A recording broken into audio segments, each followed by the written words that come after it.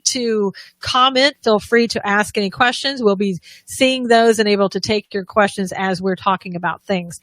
Bill, I would really like to start in talking about kind of what happened recently on Palm Sunday, and I'm sure you and others have heard about that with the Coptic Christians in Egypt. There were 2 blasts that happened in Egypt where the Christians were in church celebrating Palm Sunday, and about 44 people were killed in these 2 churches. And ISIS has claimed that they're the ones that did it. They typically, ISIS does come out right away if they have had something to do with it. And they say, yes, we in fact did have something to do with the church, explosions. So could you tell us a little bit more, if you know a little bit about what Coptic Christians are and who they are? Well, my understanding is that this is kind of unique to Egypt and that part of the African continent as far as the Coptic Christians. Again, my understanding is they're just Egyptian / Arabic Christians in the land of Egypt, and they're the largest Christian group in Egypt. And I know over the last several years, they have been targets of different Islamic militants and jihadists. And of course, ISIS is, I don't see ISIS as necessarily being some large organization as much as it is a bunch of cancerous cells that have just, been disseminated throughout the region. And so, you can have 2 or 3 people and I don't know how many people are involved with this, obviously, but you can have 2 or 3 people who claim to be part of ISIS and they can kill 44 people. But anyway, it seems that through the years, the Coptics, because they're Christians, presumably passive to some degree, are soft targets. And so it's probably going to be that more and more you're going to hear about these people suffering at the hands of those who are convinced that today and the time is here for Islam to rise. So more than that, I don't know a whole lot more about them, but enough to know that they're kind of the target in Egypt where Christians are concerned. Yeah, and I don't think that is anything surprising that this happened on Palm Sunday, where it's the holiest of occasions, for Christians coming up with Palm Sunday and with Easter, and I think probably Easter is maybe even more deadly than what we saw on Palm Sunday. And I understand too, there have been with Passover and in Israel, understand there was a missile fired into Israel on Passover. And it's something, we're not hearing anything about it in the news in America, but it's something that I think that has been going on for a long time, meaning it seems like every Christian holiday we get something like this happening, so that what we saw in Egypt wasn't an unusual occurrence. Well, for someone who keeps Passover, by the way, today is Passover, so happy Passover to everyone who is celebrating. The biblical feast days have always been a magnet, I guess you would say, for different events, not just attack on Christians, but world events, things that are shaping our world. They always seem to have a way of, at least this is my opinion, of kind of happening in and around the biblical days, like Passover, the resurrection, what a lot of people call Easter, I call the first fruits. And this goes back, to something we see that happens in conjunction with Passover. But the point is, it's like God orchestrates or allows things to happen, I guess you'd say, in and around these days. And then you've got the people like ISIS who are going to target Christians specifically at times when they know they're going to be gathered in their churches. They're going to be celebrating Palm Sunday. They're going to be celebrating these other things, which then speaks to the heart of these people. They're beasts. They're murderers. So, again, if Islamic fanaticism continues to grow, and there's no reason to believe that it will not, then more and more Christians are going to be at risk when they convene in their churches and their fellowships to celebrate and to mark these very special times. And so all that is to say, these things seem to be heightened at this time of year. And these world events seem to occur during these very special seasons on the calendar. We hear a lot about Christian persecution around the world. I don't know how much you've looked into it. Do you have any idea of kind of what we're talking about in terms of how huge that is, or some things that you've heard about Christian persecution? Well, I probably know more than you, but just that it seems that it is on the rise. I realize that there are other religious and even ethnic groups that are targets throughout the world, and Christians aren't exclusive to that. But it does seem that when Christians are attacked, that the secular world is not very sympathetic as compared to other situations that they're very sympathetic to, which, in my view, speaks to the concept that, the Messiah said basically this: the world hates me, therefore the world's going to hate you. That's just the way it is. And so I would expect that it would continue. I would expect that it would, unfortunately, continue to grow. And particularly, and unfortunately, for these believers that are in these hotbeds of Islamic extremism, they've got a target on their back when they walk down the street. And that's very unfortunate. Here in America, we talk about persecution and we talk about attacks and things like that, but we live in relative safety compared to the Coptics, for instance, and some of these other Christians in Iraq and a few in Iran to this day, who take their lives into their own hands just walking down the street to go to the market or what have you. And so maybe that's a good place to say that we here in America who are believers, maybe we ought to devote some time each and every day to praying for our brothers and sisters in these particular countries who are suffering in ways that we cannot yet imagine. But it's growing and will continue. Yeah, and I think that's a good point that you made. I think we do need to remember that this happens around the world, and we do need to pray for people, our brothers and sisters in Christ, because there are, in let's say Saudi Arabia, you're not even allowed to practice to be a Christian there, as far as I know. There are no churches there that are allowed, and it's hard for us to imagine what that would be like here, and yet, aren't we being persecuted in some respects in the United States? What's your opinion on that? Because a lot of people say there's no persecution here at all in the United States, and it's silly to even say that. What are your thoughts? Well, I believe there is persecution. I just believe that it's a different type of persecution right now.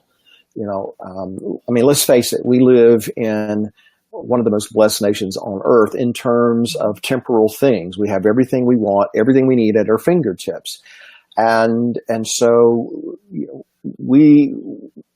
our context of persecution is, something happens that inconveniences me. That's hard, in my view anyway, to compare to people who are losing their heads for being Christians. It's a big difference there. Big difference. But that being said, I do believe that there is persecution here. I believe that there's a growing sentiment in this nation that is anti-Christian, that is anti-Bible, that is anti-God, and it's getting it's permeating the culture and the society. And so persecution initially for American believers will come in a different way than it will for, say, somebody who's a Coptic living in Egypt or, a Christian that's living in Iraq. That being said, it's only a matter of time before those kinds of things come to America if America continues down a path of turning away from God.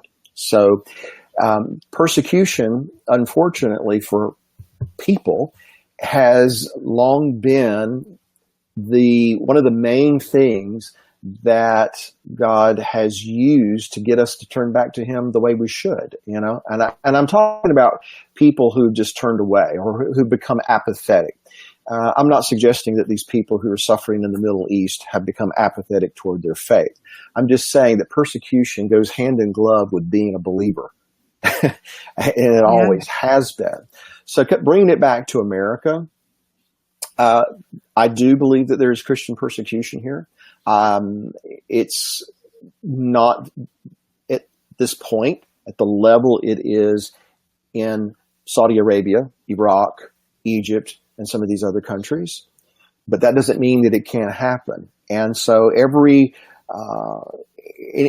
that turns out to be obvious and blatant and just over the top in terms of persecution, it starts out very subtly. It starts out very, seemingly unharmful or harmless, but it grows. It gathers steam. And so now is the time for believers in America to stand up for what's right, for what's just, to make your voice heard, and to seek God and His favor and His mercy and His compassion. So anyway, I know I ran around Mount Sinai a few times to answer your question, which is typical of me. But yeah, I do see it, and I see it will grow unless God intervenes. And I think you're right. You make a really good point. I mean, things start out like this, persecution of any people for whatever the reason may be. It starts out very subtly in some instances, and especially in the United States. I think it has been very subtly done where you take out the prayer in school, you don't mention God. It's not politically correct to do that. I mean, it starts out slow and then it starts to build, pretty soon. What are we going to be able to do? I mean, in Russia, I believe you can't really, preach outside of the church. It's only going to be inside the church that you can talk about God. So how far do we go before we stand up, like you said, and we stand up and say, okay, no, we're not going to let that happen. We see you encroaching on our freedom of religion. And so we're going to stop that. And I think a lot of times in America, we are so used to not having those things happen that we get very comfortable and thinking that, it can't happen here. It can't happen to us. There's no way, and we don't look at that and say that's what's happening. And we tend to wait sometimes before it's almost too late to turn things back. And then we wake up sometimes, so. You're absolutely right. And let me speak to that. I mean, you just mentioned that in Russia that Christians are allowed to speak of their faith in their churches, but not out, say, in the public square. And I'm assuming that that's correct. Well, we would think that things like that could never happen here. But look, the Freedom from Religion Foundation is already trying to impose that kind of a mindset and worldview that we shouldn't take our faith outside of the church. And the evidence of that is going into town squares and wanting to remove every nativity scene. And all these other different things, or remove prayer from the high school football field, even when it's student-led.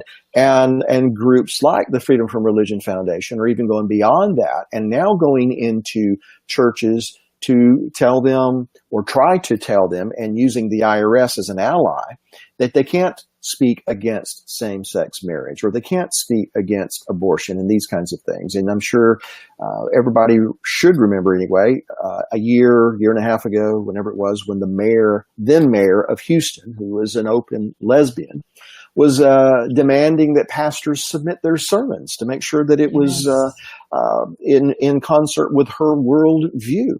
So we think it can't happen, and yet, to some degree, it's already happening.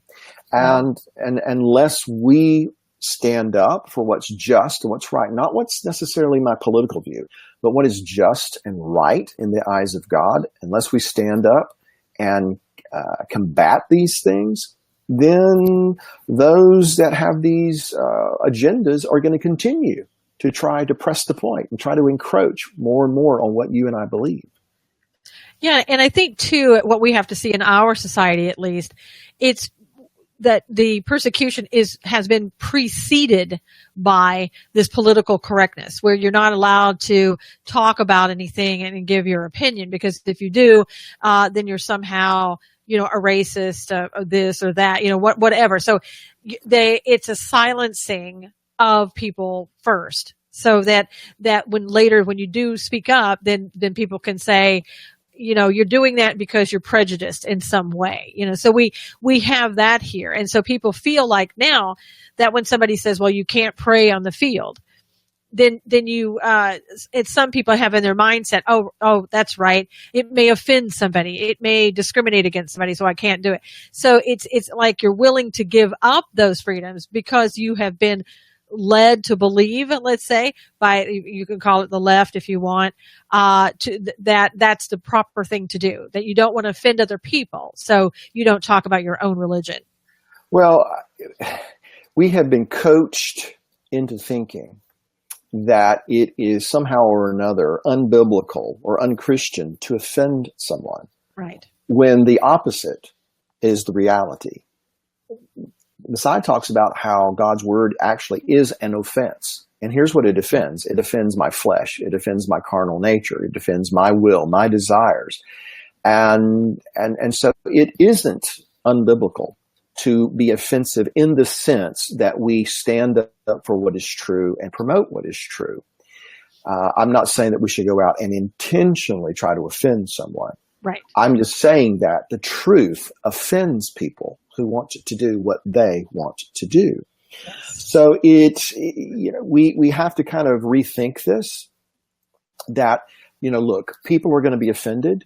If I do what's right, if I stand up for what I believe and what I believe to be true, if they're going to be offended by that, well, okay, they're going to be offended by that. Let me quickly interject this story, and then I'll turn it back over to you. No, go ahead. Just to kind of make this point, there was a time when there were certain followers of Jesus who got offended at something he said. He said, unless you drink of my blood and eat of my body, you'll have no part of me. Now, he didn't really mean literally eating his body and drinking his blood, but he said, unless you do this, you'll have no part of me. And so it said that there were many who had followed him who heard this, and they said, this is really something hard to comprehend. And they got offended and they left and they just walked off. Now, what the Bible doesn't say is going to make my point. It doesn't say that Jesus ran them down and say, hey, let me clarify what I was saying. He didn't do that. Right. He turned to the 12 and he said, are you going to walk away too? So my point here, Susan, is it's not unchristian. It's not unbiblical. When you're standing up for what is just and right in the eyes of God, it's not unbiblical for that to be offensive to people. And so we have to decide, who would we rather offend? Mankind or God? Right. That's going to determine what we do. Well, and also when we as we started talking about it, the Coptic Christians look at what the persecution that they're going through, and how those people continue to go to church, continue to go there and speak of God no matter what. And I think for us, we should be reminded of that. We should look at that and we should say, we have it in comparison to them. We have it so easy, and we'd better not enjoy, but appreciate what we have now before we lose it, and maybe become more aware now so that we don't lose it. Well, their willingness to go through all of that just to be faithful speaks to their level of commitment. And then consequently, it speaks to our, generally speaking here, unwillingness to be inconvenienced by our faith at times. Yeah, I mean, it's going to be interesting to see kind of where we go. I think people think that, under the former administration, there was a lot of our freedoms were being lost, and we were having to fight more for our freedoms.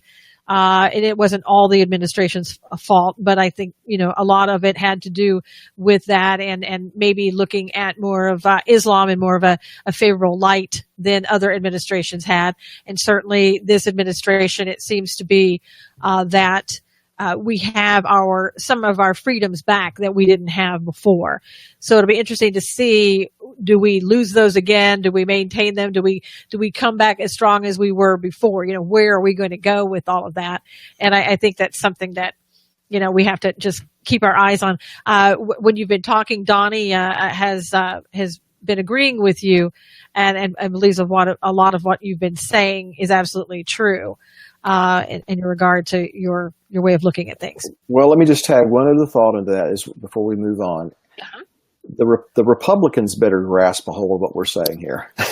Yeah. Because it seems like that they are so timid and so afraid of taking a stand and doing something lest they offend their Democratic counterparts. And Yes.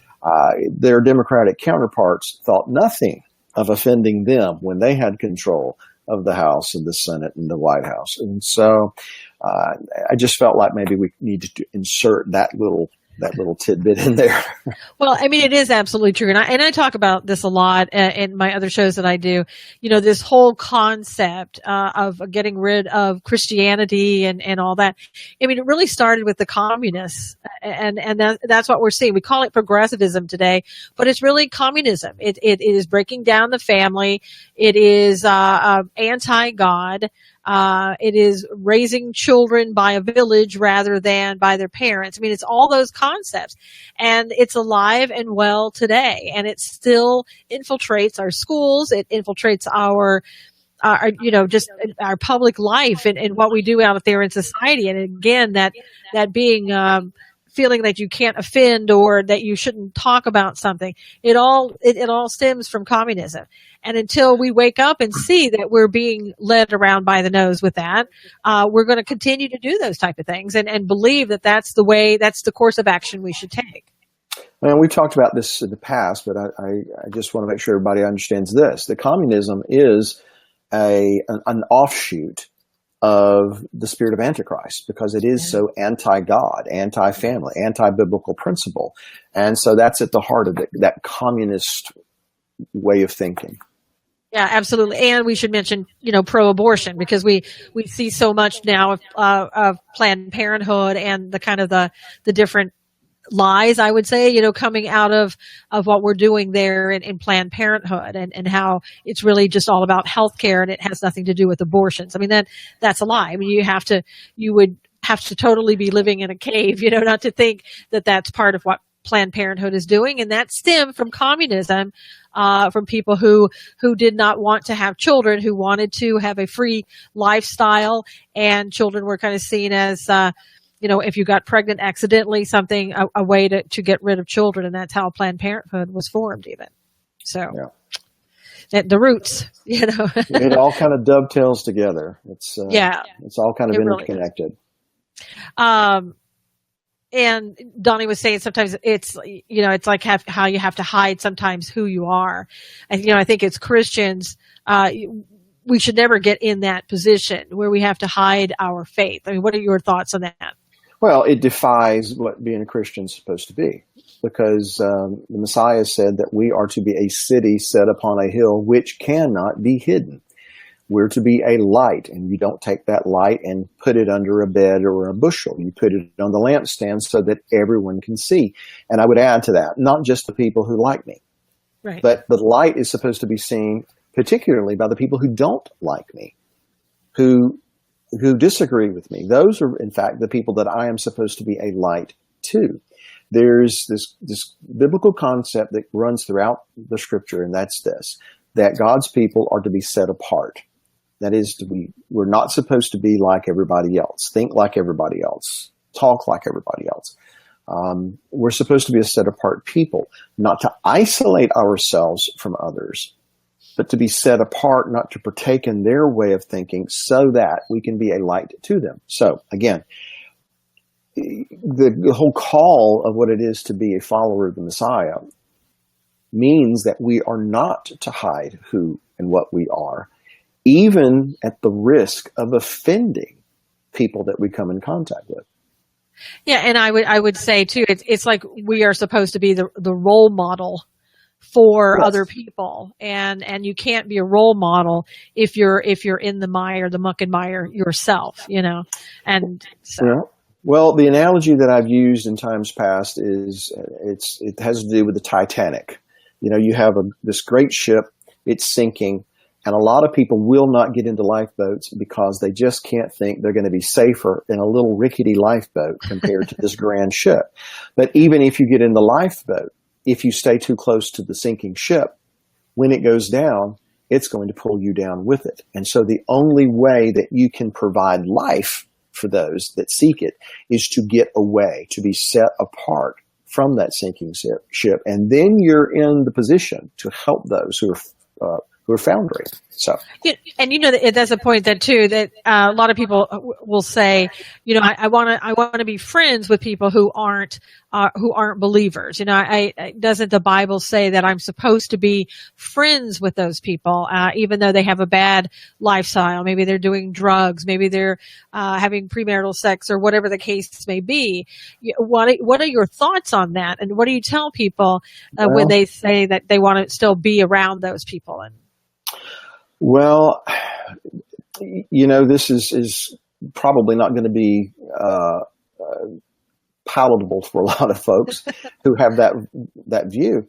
But Paul makes it very clear that we're not supposed to be, quote unquote, friends with them. That doesn't mean that we have to turn our nose up at them and ignore them. I'm not saying that. But we're not supposed to be friends with them. We're not supposed to have table fellowship with them. We're not supposed to commune with them. Actually, we're supposed to be set apart from them, because what's almost always going to happen is when we're friends with them, they're probably going to influence us more than we influence them. It's just the way it works. And I could go on and on and on, but the bottom line is that if faith in the God of Abraham, Isaac, and Jacob, and being a follower of the Messiah is not something based on emotions. It's not something based on how I feel at that moment. It's based on, what does God say? That's what it's based on. And am I going to do what God says, or am I going to go by what my feelings are and the feelings of someone else? Or am I going to go by what God says? So to the point, again, those who say, well, we are supposed to be friends with these people, there's not really any biblical support for that. Now, should I be a light to them? Yes. And I think that's where people get confused. And as Donnie said, you should be, you shouldn't befriend them. That's not what you're supposed to do. You're supposed to be a light, not befriend them. And I think people think that it's the same thing, and it's not. I mean, you can't be, and I hate to use this analogy, but I will. You can't be, in prison. You can't go into prison and talk to somebody, the prisoners there, about God. If you're continuing, let's say you're doing criminal things, in your life, you're one of them. You're not like you said, setting yourself apart. So you can't tell them about God when you're not the light. Then you're right there in the mix with everything else, and the same lifestyle, the same criminality, whatever the case may be. And you do have. I think that's a good thing to remember, Bill, for people. Is that setting apart means a lot, and if we can remember that, it'll make more sense about what we're supposed to do.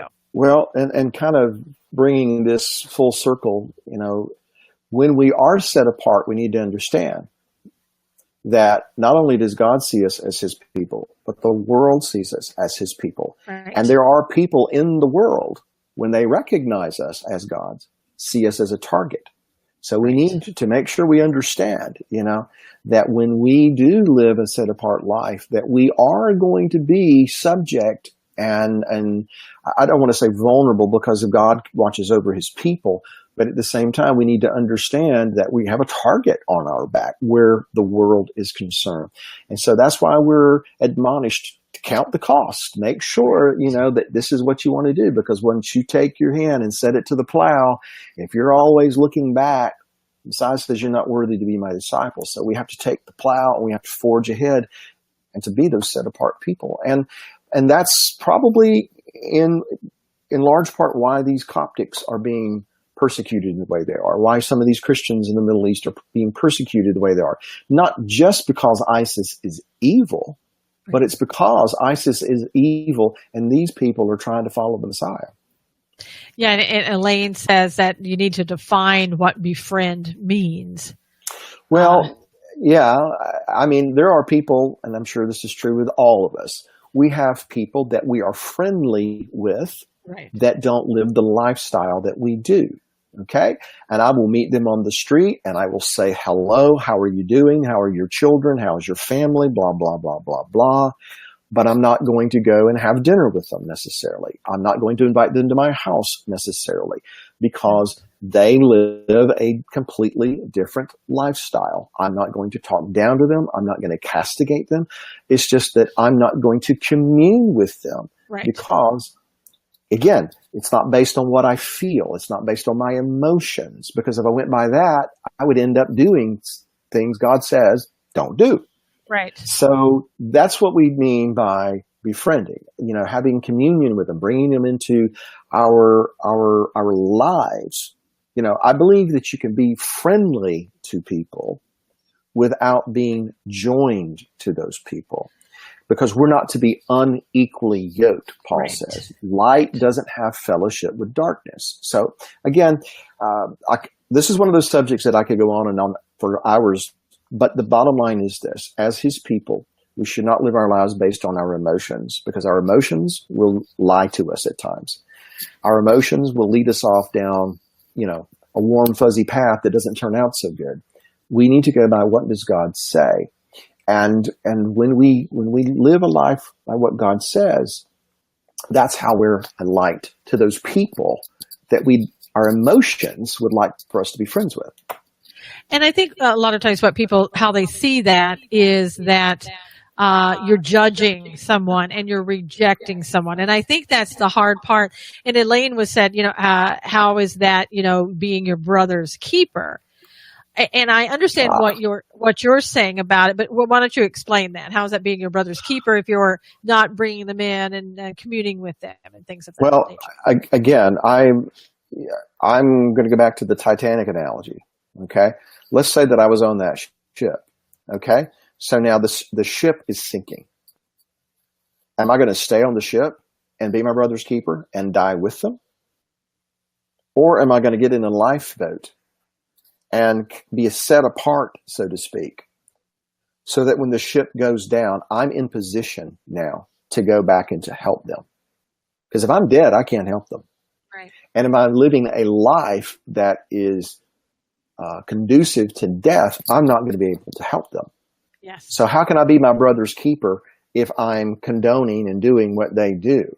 Again, we can be friendly to people without being their quote unquote friends and companions. We can be our brother's keeper best when we are following what our Father has to say.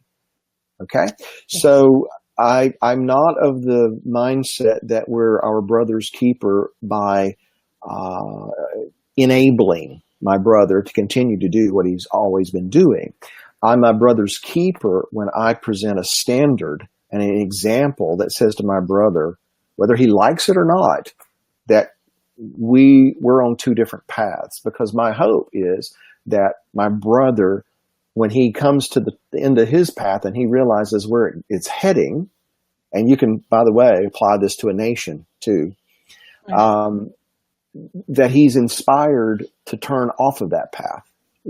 If I'm bearing fruit that is conducive to life, eventually people are going to want that when they find that their path hasn't turned out so well. So that's how I'm my brother's keeper. Yeah. I mean, the way I look at it too, another analogy that I can think of that's a little bit different than what you said. If let's say you have a friend or a relative that is doing drugs, you're not going to sit there and participate and do drugs with them, and commune with them and doing the same thing that they do. You're not helping them do that. As you said, enabling, you would be enabling them to do that. And the only way to help them get out of it is to show them that there is a better way, that there is a different course for them to take. I mean, again, it's a little different analogy, but it's the same kind of thing. If you see any behavior that is not appropriate behavior, or behavior that is going to harm someone physically or mentally, you don't join in. You try to help those people out of it. And the way you do that is by being the light, being different, being the person that can show them the way out to a better life. Well, and I know we want to talk about some other things here, but let me just say this. Doing what's right is the hardest thing we'll ever do. Mm-hmm. Because our emotions will at times want to compel us to do other things. Following the Creator's path is going to be the hardest thing that we're ever going to do. And one of the sadder things about following God is that sometimes you have to leave people behind.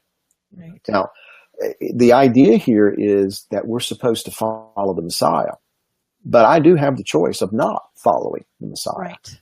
Right. You know, he didn't go back and drag all those people that walked away. He didn't drag them back by their hands and make them sit here with me. He let them go the way they chose to go, but he continued on the path that demonstrated that he's the light, that demonstrated he's the way, the truth, and the life. And so now it's up to me. Am I going to follow in that path as well? So do we go into the prisons and speak to those who are imprisoned? Yes, we do. But we don't, as you said, participate in the things that put them in prison. Mm-hmm. Do we go into the neighborhoods that are drug-ridden and laden with prostitution and murder and all these? Yes, we do. But we go in there walking a different path. We don't go there to be friends with them. We go there to be the light to them. Because, see, the friend they need is not me. The friend they need is the Messiah. That's right. That's how I view it. And I think what really trips some people up is the fact that it sounds like you're judging somebody else when you say those things. Not you personally, but I mean us as believers. And I think that that society has kind of made us feel that way, that's a judgment. We all know, as Christians, we know we are not to judge other people, but we have to be able to have discernment. We have to know what a person's behavior is doing, what they're doing is not the behavior that we want to do or that God would want us to do. It's not that we're sitting there looking at the person and saying, this person is less than me. That's not what you're saying as a Christian. Well, let me put a little fine point on what you said. We're not to judge people in that we're not to pass judgment. It is not it's not in our authority to pass judgment on someone and then say, here's your sentence. That's for the supreme judge to do.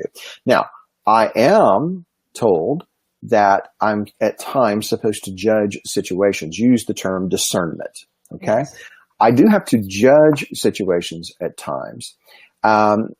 In fact, Messiah put it this way. He says, be careful how you judge. He said, don't judge, because however you judge, that's how you're going to be judged. So if I judge unrighteously, that's how I'm going to be judged.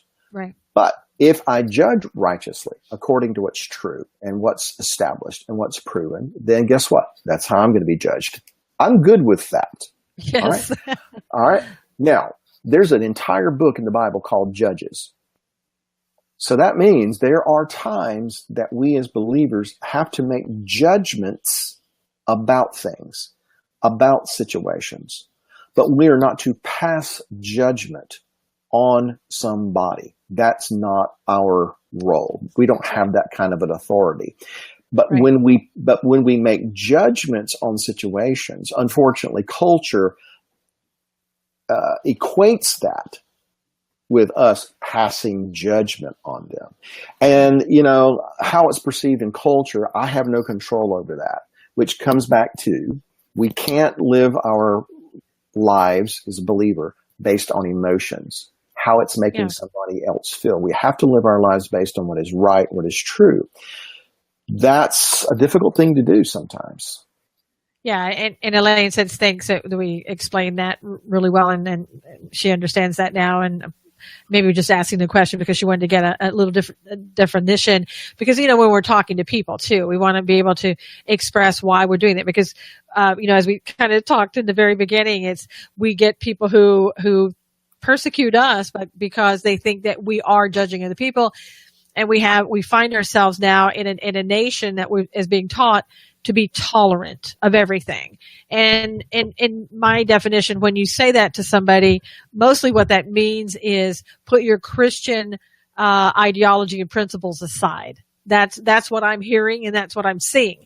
Of course, that's not what we should do, but I'm saying that's kind of what society, the secular society today that we find ourselves in, and the times that we find ourselves in, encourages us to just be tolerant. So. Well, that's bait as far as I'm concerned. So I won't take the bait. It is bait. So that we can actually talk about some of these other things we wanted to discuss. I wanted to talk about Syria a little bit. We over the past week we have seen these horrific pictures on TV of the babies and the other the adults that were gassed in Syria. There have been speculation that this was done by Assad himself. There are people who feel that, that's not true, that it wasn't Assad. So, we've got a conflict with that. We've got a conflict of whether or not it was sarin gas. We've had the United States and Turkey now say that it was sarin gas. And we are now looking at what do we do where we are at this threshold. What are some of your thoughts about Syria and the events that we've seen over the past week? Well, I'm kind of one of those people that, I don't know that Assad did it. I don't know that he didn't. I don't know if Russia's behind it. I don't know if some enclave that is associated with ISIS did this or not. I simply don't know. Now, obviously, the president and the president of Turkey and others have intelligence that you and I don't have, and so we're going to be left to speculate about these things. Right. But here's what we do know. Something awful happened, and somebody was behind it. Right. And as a person, I just hope and pray that those who are responsible are brought to light and then brought to justice, however that justice may be rendered. Right. As it relates to the aftermath and the American involvement in this, Russian involvement in this, and how this helps or works against Bashar al-Assad, I just think that it's a powder keg, obviously, and it could go off very, very easily. And so those who are in powers and those who have authority and those who are making decisions, and I say this particularly with Mr. Trump in mind, I really hope and pray that they are praying, that they're seeking God's wisdom in all of this, because we know that the Middle East has been unstable for decades now.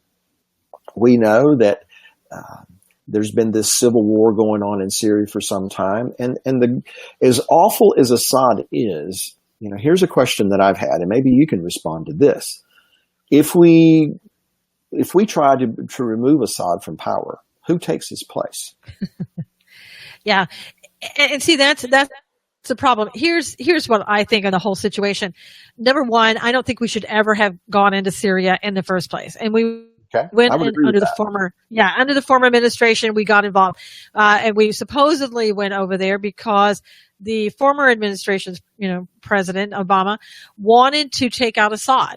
He wanted to destabilize, maybe not intentionally destabilize, but that would have been what happened. Destabilize the Middle East by taking out yet again another leader.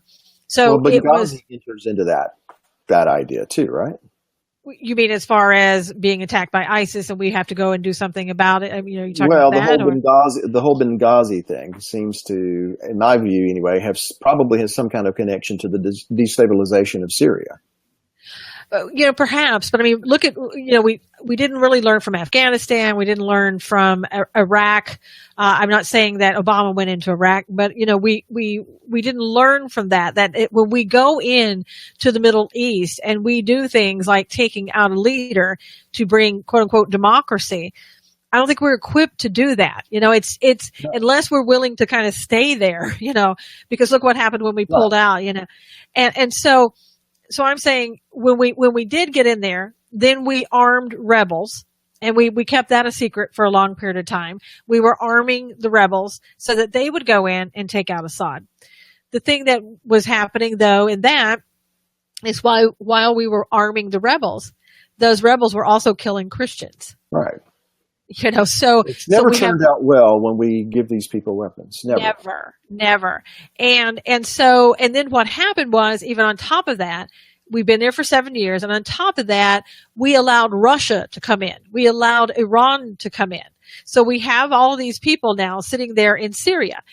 If you take out Assad now, chances are, unless we tell Russia, if you go in to try to take over, we're going to take you out. Because Russia, don't forget, Russia is on the side of Syria right now, and so is Iran. And why is that? And the reason is, I have my theory. Go ahead. My theory. You present your theory.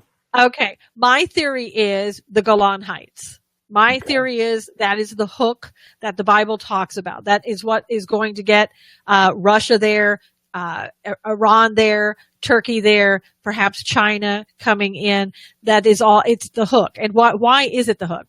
Because it has the most natural gas and oil that will last a lifetime. I mean, it's so much there that we've never seen that type of gas and oil, that quantity there anyplace else. And so Russia depends upon giving natural gas and oil to other countries. That's how they survive. That's how their economy survives. So recently, Israel has made a deal, from what I understand, with Italy, saying we will supply you with natural gas and oil. And those are the same people that Russia used to supply. So Russia's not going to want to leave Syria, and eventually Russia's going to want to go down to Israel and the Golan Heights and say, you took that from Syria. Syria believe that it belongs to us, and now we want it back. Well, I hadn't thought of it that way, but I mean, obviously, knowing what Ezekiel talks about, there is something, the hook that God puts in the jaw of Gog of Magog to bring him down. My view is, just on the surface, despots typically like to hang out with other despots. Other tyrants like to hang out with their fellow tyrants. Yeah. And so there's been this long, a very long history of partnership, I guess you'd say, between Russia and Syria and Syria and Russia. I mean, Assad's father was in cahoots with the Soviets going back decades. So that's a very long lasting relationship. But speaking to the idea of, from the American perspective, we want to go into Iraq, for instance, and remove a tyrant, and he was, there's no question about that. But like you said, unless we're going to stay there, and that has negative consequences. Exactly. Right. All right. All across the board, unless we're going to stay there, there's not going to be democracy there. And I know that there's been attempts made in that regard, but look, going back through world history, there's never been democracy there. There's never been any kind of, self-rule there. It's always been tyrannical. It's always been despotisms. It's always been like that. And that, frankly, is what the people of in those countries, that is what they're accustomed to. Now, I'm not saying that we can try to be a light as a nation. But again, this goes back to something we were talking about earlier. It's apples and oranges, but you don't go and commit the same kinds of things to get you into prison that you're, as the prisoner that you're trying to reach did. Right. You live a set apart life. Okay. And you inspire him to get out of prison and live that set apart life. So apply that principle to this kind of situation. If we as a nation live a life, and nationally speaking, as a light to these other nations, perhaps that inspires them to transform their nations from within, instead of us going in, removing the despots and tyrants to be replaced by other despots and tyrants. Yeah. Nimrod, the first king that's recorded in the Bible, by the way, the first tyrant that's recorded in the Bible, guess where he was from? He was from what we now call Iraq and Syria. So there's the political side of this that is the ramifications of the spiritual side of this. And so where Russia is concerned and Syria, not only do they have these logistical goals and objectives, and it will eventually bring them to the mountains of Israel, as recorded in Ezekiel 38 and 9, but they have a mindset, they have a worldview that is in common. And being that they have that in common, guess who is the one nation in that area that God calls to be a light to the other nations? That means not only are they being that light, but they have that target on them as well. Yes. Yes. I got a little long-winded, but that's my theory. No. But yeah, I totally believe that. And talking about a while ago too about, whether or not people believe that Syria was responsible for gassing their people. Was it ISIS? Was it the rebels? Was it somebody else that tried to make it look like that? That's so difficult because, from what I understand and doing the research that I've done, Syria has gassed its own people 40 times in the last 6 years. So why are we not to believe that they did it now? And some people say, why now? Well, we just had an administration for 7 years that said, okay, here's the red line. You cross that red line, we're coming to get you. Every time the red line was crossed, we would just move the red line and make it a little bit farther out. And so, this president, Donald Trump, basically said, I have no interest in taking Assad out. He made that statement. I have no interest in a regime change. And then like the next day or two, what do we get? We get gassing of his people, whether he did it, somebody else. Coincidence? I don't know, but it happened. And then we flew in there, to take out the air base. I think what people need to remember is we didn't just go into Syria. We didn't just say here's a country we're going to go in because they did this. We were already there. Yeah, we've been involved for a long time. Yeah. Yes. So this was, it's one more airstrike that we did that supposedly we've been doing every day, to take out ISIS, right? So it shouldn't have been a big deal, but of course it's been made a big deal. And now there's news coming out today, that it looks like, and I'm not saying it's conclusive, but it looks like that Russia, may have covered up for what Syria was doing, that they knew about that Assad was going to gas his people and they were covering it up. I'm sorry. I just find it very hard to believe that Putin would be involved with something like this. And of course you do see the sarcasm that's dripping off. Yeah. Well, I know. How could he? He's so innocent. Yeah. I know. He's such a nice guy. He's such a nice guy. And so now, because of that, again, because we've been sort of set up for this situation, if you will, where we were brought there by another administration. We were left there by another administration. We allowed Russia to come in from this other administration and Iran basically, remember there was a time when they were telling us, USA, get out of the way. We'll take this. That's what Russia was telling us, get out of the way. And so, again, we have a world power, Putin, who's probably in cahoots with Syria in some way, and whether, which opinion you believe. And so now what are we going to do? And I think the thing now is they're saying you're either with us, it's kind of like the George Bush thing. You're either with us or you're with Syria. What's your choice going to be? And are they going to go in there now and take out Assad because there's nothing left to do? When you start gassing your people, are you going to take them out? I don't know if that's a definite, but I think that if I were Assad, I certainly wouldn't do it again if you want to stay in power. I don't know if it's too late. And, again, we're looking at who we're going to replace him with if we take him out. Did he just cross the line and now we have to go do this?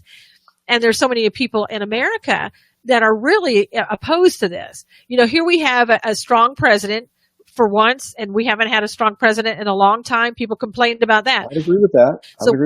I know. So now we have a guy standing up and everybody's saying, wait a minute. I didn't want more. I don't want regime change. But again, what's he supposed to do with the mess, that's been handed to him? What's his choice? Yeah.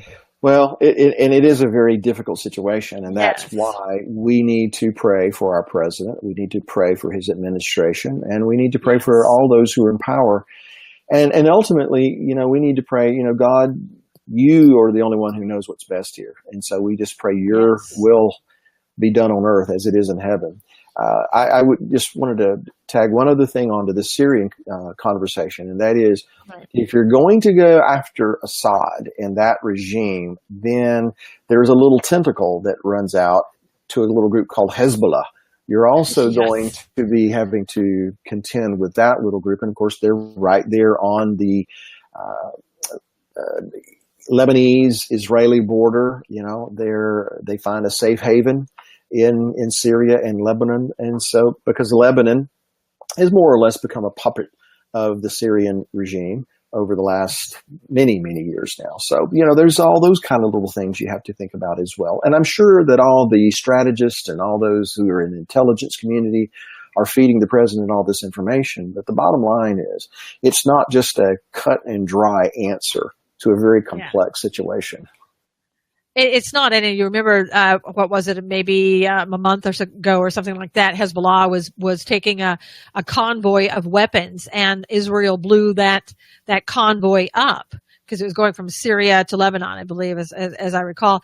And then Syria turned on Israel and came after Israel and fired on Israel. And they're like, do that again and we will take you out. Well, and really you don't want to fire on Israel, especially if you're using gas, because they're really, really sensitive about the gas thing. So, yeah.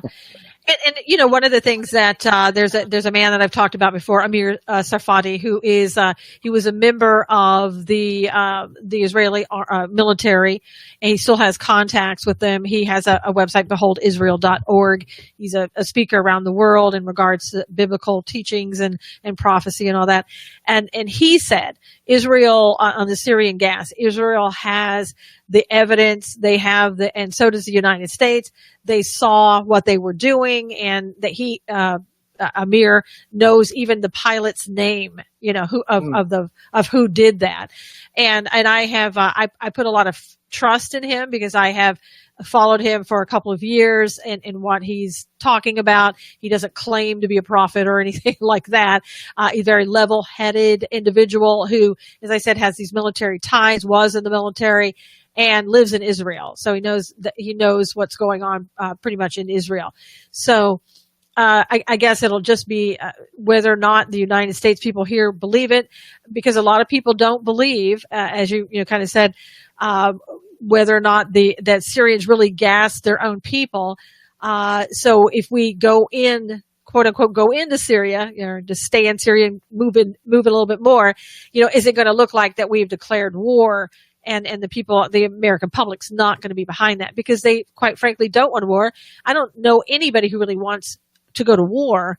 But I think we have to look at this and see what is our interest if we do have to, fight and take Assad out or whatever the case may be. I mean, right now, taking out ISIS would help us in America, keeping them there and not here. But I don't know, and I think it's almost too early to say what we want to do when it comes to Assad. Well, I would agree with that, and I think we need to be very cautious and very wise in how, as Americans, we approach this. I will say that it is at least somewhat reassuring to hear that the Israelis came out in full support of this, and yes, because I have a tendency to trust Israeli intelligence. Their very existence depends on knowing what's going on. Yes, that's a good point. And so I have a certain level of confidence in Israeli intelligence. And so for them to come out in support of this would, not that, I agree with everything the state of Israel does, but right, it would seem to lend credence to the fact that our intelligence community had ample evidence to say that Assad was behind this. For all we know, the Israeli intelligence community may have supplied us with that information, because that's happened in times past. So anyway, it is a hard thing to be definitive about, though. Yeah, that really crossed my mind. That wouldn't surprise me. And as you said, Israel has to keep its eye on what's going on over there in the Middle East, because their existence depends upon them knowing ahead of time what's happening and how they can stop it. I just hope that Russia, wasn't behind a cover up for Syria. My gut instinct tells me that that's not too far off. I know that Rex Tillerson right now is over in Moscow talking to Russia and basically trying to get them on board with what we're doing and get them away from Syria. How successful that's going to be, how much you can trust that is another thing. Yeah. Even if you get their quote unquote word that they're going to, be our allies in this against Syria. So, but anyway, we are out of time. The hour just flew by. For everybody who's in here today and watching, I thank you so much for your participation. We will have this up on the God's Views on Political News page. It's going to be on my website, and Bill is going to put it on his organization's page, Shorshim. Is it .org or ministry? Well, we'll put it on our Facebook page. Oh, Facebook page. Okay. Shorshim Ministries with Bill Cloud. Okay. All right. And we'll do that, and but we'll do it after Passover. Okay.